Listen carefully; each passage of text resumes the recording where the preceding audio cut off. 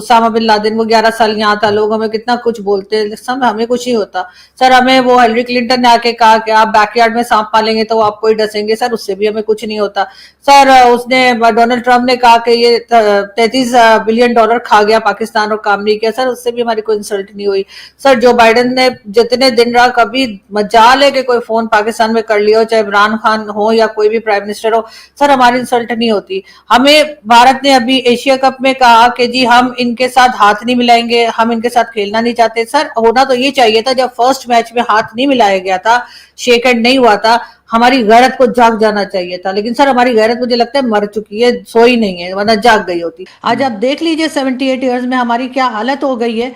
और उसके बाद कंपैरिजन छोड़ दीजिए कि भारत में क्या हो रहा है और पाकिस्तान में क्या हो रहा है। आप सिर्फ ये देखिए कि 78 ईयर्स में 50% से ज्यादा लोग हमारे पॉवर्टी लाइन के नीचे जा चुके हैं, लेकिन किसी को कोई परवाह नहीं है। ये पार्लियामेंट भी एक तरह से पपिट है, जैसे इमरान खान को कहा जाता था कि ये इलेक्टेड प्राइम मिनिस्टर नहीं सिलेक्टेड प्राइम मिनिस्टर है, वही हालत इस वक्त शहबाज शरीफ साहब की है। जो बलूचिस्तान में लोग रोज के हिसाब से लाशें उठा रहे हैं, केपीके में रोज डेड बॉडीज उठाई जा रही हैं, इसी तरीके से वहां पर भी जुल्म हो रहा है सर, पीओके में या आजाद कश्मीर में। उस बारे में हमारे प्राइम मिनिस्टर कुछ नहीं कहेंगे। हाँ, फलस्तीन के साथ खड़े हैं, कश्मीर के साथ खड़े हैं, यानी जम्मू कश्मीर में लोग जो है वहां खड़े हैं, और पता नहीं कहां दुनिया के दूसरे कोने में कुछ हो रहा होगा वहां खड़े होंगे, लेकिन अपने लोगों के साथ खड़े नहीं होंगे। और उसके बाद जब कुछ कहा जाएगा तो सर आप कहेंगे कि आप बहुत बड़े नेशनलिस्ट हैं, आप बहुत बड़े पाकिस्तान के हमदर्द हैं, और अगर हम कुछ सी बात को कह रहे हैं कि जी ये चीज गलत है और सही होनी चाहिए, तो हम गद्दार हो जाएंगे, हम रॉ के एजेंट हो जाएंगे, हमें कुछ भी कह दिया जाएगा, हमारे साथ कुछ कोई भी सलूक कर दिया जाएगा। तो सर ये चीज तो नहीं चलेगी ना। अब दुनिया की आंखें खुल गई हैं, हमें हमारे बारे में पता लग गया है। यकीनन ये कहना चाहिए ब्लैक डे के तौर पे तो इस दिन को मनाना चाहिए पाकिस्तान को। तो ये मुख्तलिफ डेज पे कहते रहते हैं कि जी आज योम सियाह या ब्लैक डे है, मेरे ख्याल है ब्लैक डे पाकिस्तान का आज है। बहुत ही अफसोसनाक किस्म की इस वक्त सिचुएशन बनी हुई है। डॉक्टर साहब आपका ताल्लुक भी जो है एक तरह से अगर हम देखें तो लॉ के साथ है, आपको क्या लगता है कि इस किस्म के फैसले जो लाए गए और उसके बाद जो रेजिग्नेशन जजेस की तरफ से आ रहा है, वो आप उसको कैसे देखते हैं? देखिए आरजू जी, रेजिग्नेशन जैसा जो, और खासकर अगर जुडिशरी रेजिग्नेशन दे रही है तो ये बहुत ही डेंजरस समझ लीजिए सिचुएशन है। इसका मतलब है कि complete breakdown of the constitutional functionaries है, complete breakdown of the state है, the state will collapse. Judiciary बहुत इंपॉर्टेंट होती है 3 वजह से, क्योंकि वो तो एक इंडिपेंडेंट बॉडी होती है जो सिटीजन्स को रेमेडी प्रोवाइड करती है, क्योंकि बाकी दोनों जो पार्टीज होती हैं वो सिटीजन्स के साथ इन्वॉल्व रहती हैं उनके डे टू डे अफेयर्स में। जुडिशरी के साथ ये नहीं है। जुडिशरी जो है वो एक नॉन अटैच्ड बॉडी होती है, वो अपना इंटरफेरेंस जो है लोगों के डे टू डे मामले में नहीं रखती, गवर्नमेंट के साथ नहीं रखती, और उनकी जो ये सेपरेशन है ये बहुत जरूरी हो जाती है जुडिशियल एक्सरसाइज के लिए या जस्टिस डिस्पेंसेशन के लिए। या अगर हम जस्टिस डिस्पेंसेशन ना कहें, न्याय का वितरण ना कहें, यदि हम कह लें कि डिस्प्यूट रिजोल्यूशन के लिए, विवादों के जो है छुटकारे के लिए जुडिशरी का रोल बहुत बड़ा हो जाता है। विवाद अगर नहीं सुलझ रहे हैं तो फिर आपकी इकोनॉमी नहीं चलेगी, आपका फाइनेंस नहीं चलेगा, मैट्रिमोनियल हाउसेस नहीं चलेंगे, आपके कोई भी मैटर जो है वो फिर चलेंगे नहीं। और अगर विवाद का सही समय पे निस्तारण या सोल्यूशन नहीं दिया जा रहा है तो वो फिर जाएगा दंगे में, फसाद में, केओस में, आपसी रंजिशों में, बदलों में लोग जाएंगे, और वो फिर सोसाइटी को कोलैप्स करा देगा। अगर जुडिशरी दे रही है, मुझे एग्जैक्ट कारण नहीं पता, अगर आप बता सके तो मैं, क्योंकि जो फकर भाई बोल रहे थे उसमें मुझे समझ में नहीं आया कि एग्जैक्ट कारण क्या है। जी फकर भाई। देखिए डॉक्टर साहब, उन्होंने जो अपना रिजिग्नेशन दिया वो मैं थोड़ा सा आपको बता दूं। जस्टिस मंसूर अली शाह जो है सीनियर तरीन जज थे, जो चीफ जस्टिस मतलब इन्होंने बनना था या अफरीदी की जगह पे, मतलब या अफरीदी इनसे जूनियर थे। इन्होंने जो अपना इस्तीफा दिया है उसके अंदर उन्होंने कहा, उन्होंने बोला क्या है, वो मैं आपको बता देता हूं। जस्टिस मंसूर अली शाह ने 13 सफ़ात पर 13 पेजेस पर मुश्तमिल रिजिग्नेशन प्रेसिडेंट ऑफ पाकिस्तान को भिजवाया, जिसमें उनका कहना था कि 27 आईनी तरमीम जो है इन कॉन्स्टिट्यूशनल अमेंडमेंट पाकिस्तान पर संगीन हमला है। 27 अमेंडमेंट ने सुप्रीम कोर्ट के टुकड़े टुकड़े कर दिए, क्योंकि इन्होंने कॉन्स्टिट्यूशनल कोर्ट बना दी है और सुप्रीम कोर्ट ऑफ पाकिस्तान अब सिर्फ सुप्रीम कोर्ट कहलाएगी, ना कि सुप्रीम कोर्ट ऑफ पाकिस्तान। ये चीजें इन्होंने 10 तारीख को भी खत लिखा था और अब फिर लिखा है, और एक और जज ने भी आज जस्टिस सलाउद्दीन ने भी ये खत लिखा है या अफरीदी को एज ए चीफ जस्टिस, कि ये जो सिलसिला चल रहा है कि ये हम इन्फ्लुएंस हो रहे हैं, हमें इस तरीके से दबाव में लाने की कोशिश की जा रही है कि हम इनके मर्जी के फैसले दें। मसला ये आ रहा है कि आप जिसे कहते हैं ना कि जुडिशरी को कंट्रोल कर रहे हैं, और इस कॉन्स्टिट्यूशन के अंदर बिल्कुल ये चीजें हुई हैं। बहुत सारी अमेंडमेंट्स जो है वो जुडिशरी से रिलेटेड है, जिसके ऊपर इन लोगों ने ये एक एहतजाजन में कहूंगा कि इन्होंने जिसे कहते हैं कि जस्टिस थे दोनों, और ये रिजाइन कर चुके हैं सुप्रीम कोर्ट ऑफ पाकिस्तान से। अच्छा, तो मैं ये समझ रहा था कि मैं देख रहा था यहाँ पे कि one of the key suggestions to create new federal constitutional court alongside the supreme court. The constitutional court would handle petitions pertaining strictly to the interpretation of constitutional clauses। तो ठीक है, इसमें तो ऐसा कुछ मुझे प्रॉब्लमेटिक नहीं दिख रहा। देखिए, ऐसा मैं बता देता हूँ होता क्या है। जी, बोलना चाह रहे हैं आप कुछ फकर भाई? मैं ये कह रहा हूं सर कि एक्चुअली मसला ये नहीं है आपके कि पास वो अमेंडमेंट की कॉपी है क्या फकर भाई? अगर वो अमेंडमेंट की कॉपी मैं चेक कर लेता हूं, मैं आपको बता देता हूं। एक्चुअल जो चीज है सर वो ये हुआ है कि अदालत के पास एक इख्तियार होता था सुमोटो का, आर्टिकल 184। अकॉर्डिंग टू दैट ये होता था कि पब्लिक इंटरेस्ट में अगर कोई चीज ऐसी होती थी तो उसके ऊपर एक चीफ जस्टिस या फिर मतलब जो कोर्ट होती थी वो एक सुमोटो लेती थी। उस इख्तियार को इन्होंने इसलिए खत्म किया गया कि ये कहते हैं कि भाई इस सुमोटो की वजह से 2 प्राइम मिनिस्टर जो है वो घर भेजे गए। एक गिलानी साहब जो है अभी मतलब स्पीकर है हमारे, और दूसरे जो है सॉरी स्पीकर नहीं है, सेनेट के चेयरमैन है, और दूसरे जो हमारे हैं वो हैं मियां नवाज शरीफ साहब। 2015 या 16 में उनको घर भेजा गया था। तो इस वजह से इन्होंने कहा कि कॉन्स्टिट्यूशन के लिए अलग कोर्ट होनी चाहिए और बाकी मामलात के लिए अलग कोर्ट होनी चाहिए। तो सर मसला ये नहीं है ना कि आप सिस्टम को ठीक नहीं कर रहे हैं, आप कोर्ट्स के ऊपर कोर्ट, आपके पास फेडरल शरीयत कोर्ट भी है पाकिस्तान में, ठीक है, शरिया के हवाले से वो करती है। इसके साथ साथ फिर आपके इस्लामिक नजरियाती जो इस्लामिक आइडियोलॉजिकल सेंटर जो होता है, इस्लामी नजरियाती काउंसिल कहते हैं, एक वो भी है।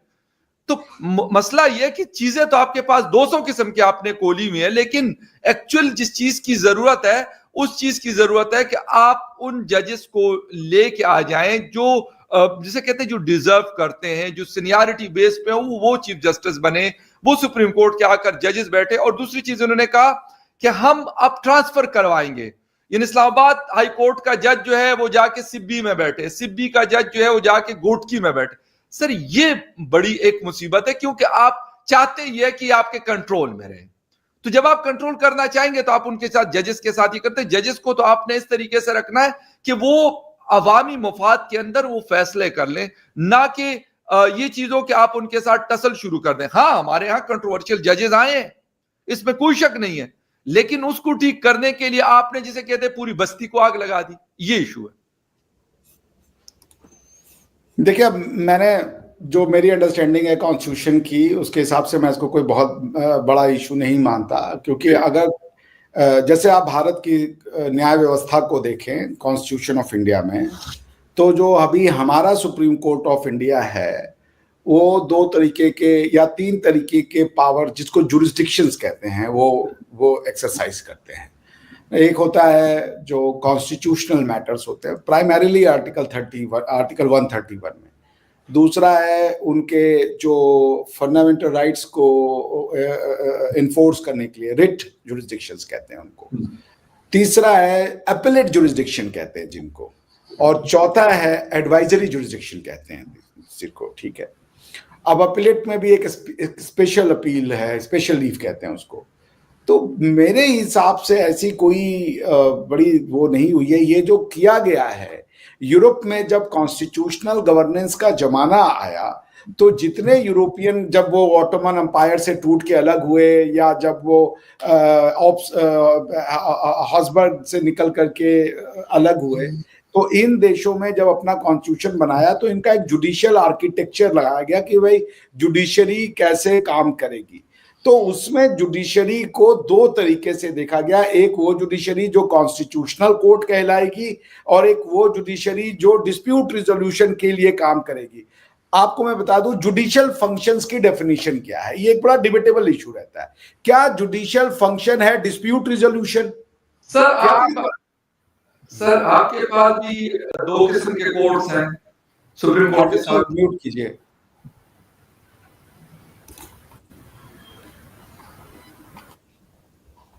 जी, मैंने कहा कि आपके पास भी दो किस्म के कोर्ट्स हैं, मतलब जैसे हमारे यहाँ कॉन्स्टिट्यूशनल कोर्ट बना दिया गया है और नहीं है, मगर अगर बन जाते हैं तो मैं उसको कोई ऑब्जेक्ट नहीं करूंगा। अगर कॉन्स्टिट्यूशनल कोर्ट इंडिया में बना दिया जाए तो मैं तो बहुत खुश होऊंगा, ऑल द कंट्रारी।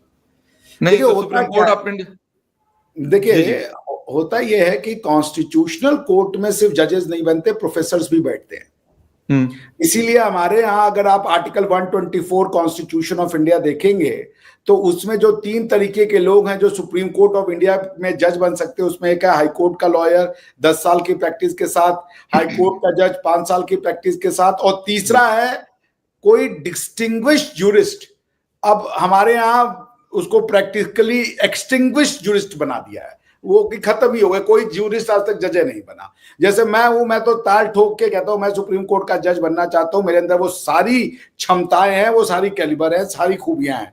लेकिन अब मैं चूंकि भाई बहुत अदने से घर से आता हूं, मेरा कोई कांटेक्ट नहीं है, तो मुझे कोई सुप्रीम कोर्ट का जज नहीं बनाएगा, ठीक है ना, क्योंकि भैया ये तो पावर कॉरिडोर का खेल है और मेरा नेचर भी ऐसा मनुष्यों वाला है कि भाई मैं जाके पावर कॉरिडोर में वो भी नहीं कर पाता हूँ। मैं बहुत अच्छा हूँ, लोगों का भला ही सोचता हूँ, लेकिन मैं पर्सनल रिलेशन नहीं बना पाता उस तरीके से, जिसके लिए जो गुण चाहिए वो नहीं है मेरे अंदर वो गुण। मैं ये नहीं कह रहा जो बनाते वो खराब है, वो एक गुण है जो मेरे अंदर नहीं है वो गुण। तो मैं ये कह रहा हूं कि अगर कॉन्स्टिट्यूशनल कोर्ट अपीलेट कोर्ट से अलग हो जाए तो कोई बुराई नहीं है। इससे क्या होगा, जो आपके सूबाई या जो कॉन्स्टिट्यूशनल मैटर्स है उसको आप अच्छे तरीके से और जल्दी उसका निस्तारण कर लेंगे। हाँ, ये जरूर है कि उसमें बैठेगा कौन, कौन उसकी नियुक्ति करेगा और किस तरीके का कॉन्स्टिट्यूशनल मैटर पाकिस्तान देख रहा है मुझे तो पता भी नहीं है। So I am not necessarily against this idea. अगर कॉन्स्टिट्यूशनल कोर्ट बनता है, पूरे यूरोप में कॉन्स्टिट्यूशनल कोर्ट है जो सुप्रीम कोर्ट से अलग होता है। Supreme courts normally dispute resolution करती है। ये बात जो मैं कह रहा हूं ये कंसेप्चुअल आप समझ लीजिए। कॉन्स्टिट्यूशनल कोर्ट जो है वो लॉज को जुडिशियल रिव्यू का पावर एक्सरसाइज करते हुए नॉर्मली लॉज को वो डिसलॉज कर सकती है। यानी कोई लॉ बनाया गया तो वो ये कह सकती है कि भाई ये अनकॉन्स्टिट्यूशनल है। नॉर्मली अनकॉन्स्टिट्यूशनली 2 ग्राउंड पे होता है, एक होता है कि जो scheme of law making power है उसका वायलेशन किया गया हो या फंडामेंटल राइट का वायलेशन हो। तो मेरा ये कहना है कि अगर वो कॉन्स्टिट्यूशनल मैटर के अलग से कोर्ट बनाते हैं तो इसमें ऐसी कोई बड़ी बात नहीं है। इसको इतना बड़ा मैटर नहीं बनाना चाहिए।